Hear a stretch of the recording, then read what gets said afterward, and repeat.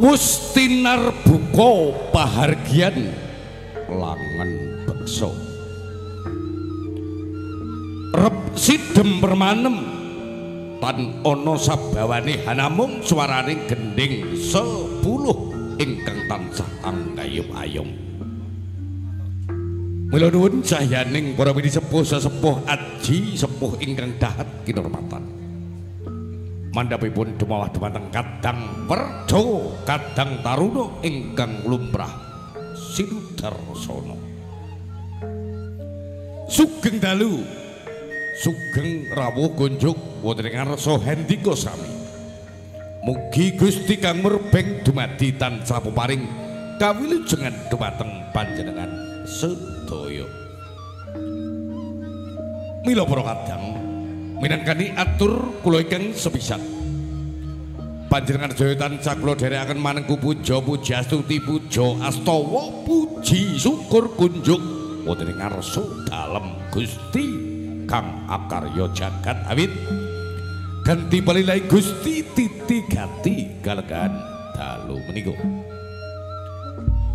Para rawuh telah para pilenggah ingkang pantes nampi sing pakurmatan. Wonten ing ari kang piniji dinten kang pinilih niki Rebo Pahing ingkang dinengeran dening Titi Mangsa Surya kaping 17 Candrawing 9 warsa kalih selangkung masyarakat Dukuh Grinting Desa Kedung Primpen Kecamatan Kanor Kabupaten Bojonegoro kagungan hajat niki tasakuran sedekah bumi kanthi adicara tasakuran anggen netepi sedekah bumi kala wau ing pangajap sedaya warga masyarakat Dukuh Grinting lan mugi lumeber dhumateng warga masyarakat Desa Kedung Primpen tansah pinaringan kawilujengan karahayon tebih saking rubeda celak dhateng kamulyan. Mila kangge ngregengaken pahargyan ing rikalegan siang ngantos dalu samangke warga masyarakat Dukuh Grinting lumantar panjenenganipun Bapak Ketua Panitia Penyelenggara dalah sedaya kadang-kadang panitia saged anggelar hiburan suka parisuka kanthi gemelaring langen tayub ingkang kaleresan katimbalan 8 waranggana. Sinten to waranggana ingkang netepi pamudanipun kadang-kadang panitia setunggal ingkang sisih kidul piyambak kondanging waranggana Tuban. Kusumaning ayu Wantikah Wulandari putri saking Wolu Tengah Kecamatan Kerek Kabupaten Tuban. Salajengipun Kusumaning ayu Adelia menika mijil saking Bancar Kabupaten Tuban. Ingkang nomor 3 niki Kusumaning ayu Mindarwati putri saking Jenu Kabupaten Tuban.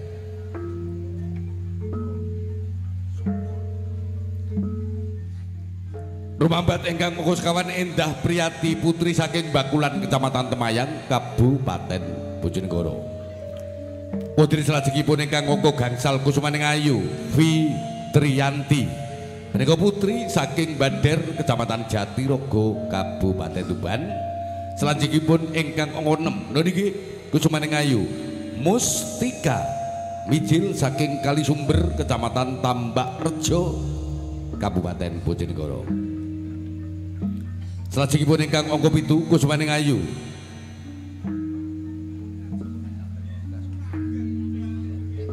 Ika Kumalasari menika putri saking Kolom Kecamatan Ngasem Kabupaten Bojonegoro. Jangkep ingkang angka 8 Kusumaning ayu Indriyana mijil saking Sidonganti Kecamatan Kerek Kabupaten Tuban.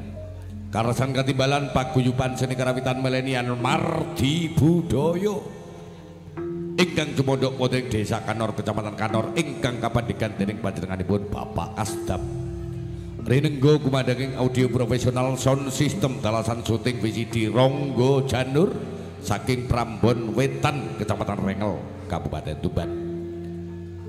Pagelaran langan tayub sedinten dalu menika ugi dipun live streaming utawi dipun siaraken langsung dateng YouTube kanthi channel Ronggo Janur Multimedia Channel.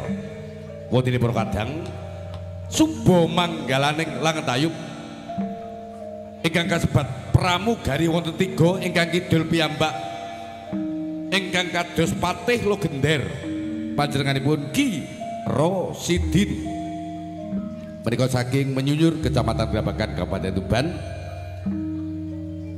ingkang sisiler Ki Sunanto Mijil saking Semen Pinggir Kecamatan Kapas Kabupaten Bojonegoro dalasan kula pribadi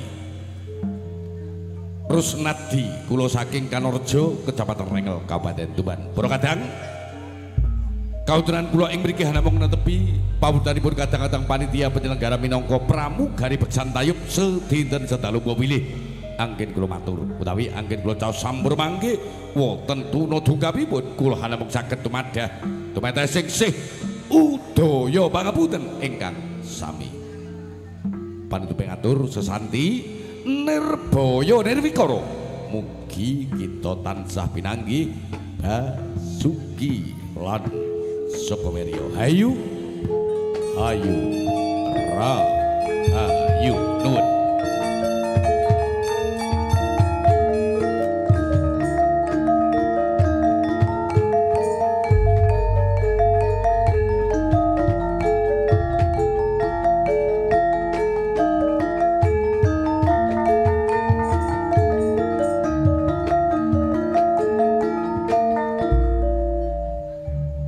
Sagung Barawuh ingkang dat kinurmatan samapta ing gati Waranggara 8